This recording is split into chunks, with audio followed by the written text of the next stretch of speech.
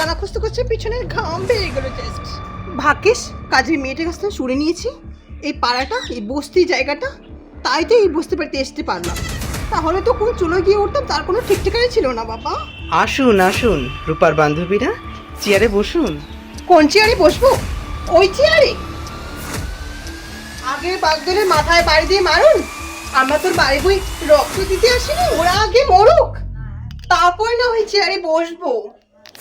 কিরে রূপা, তুই আর জায়গা খুঁজে পেয়ে না, বেছে বেছে ওই বস্তি গিয়ে ঢুকলি।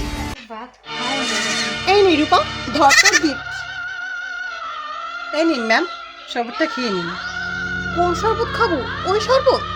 ওই লেবুর শরবত? ওই লেবুর শরবত খেয়ে আমরা স্কিনটা নষ্ট করবো নাকি জাস্ট? তুমি জানো আমরা কি শরবত খাই? আমরা মৌসুমী শরবত খাই। ওকে, দেখুন ভদ্র বাড়িতে এসেছেন, খান দান চলে যান। খাবো এই মাংস? আমার ফানি। কোন জায়গা থেকে তুলে নিয়ে এসেছে জঙ্গলি ছাগল, সেই মাংস আমরা খাবো? আমাদের বাড়ি পশু কুকুরও ওই মাংস মুখ দিবে না। চলো লেটস গো।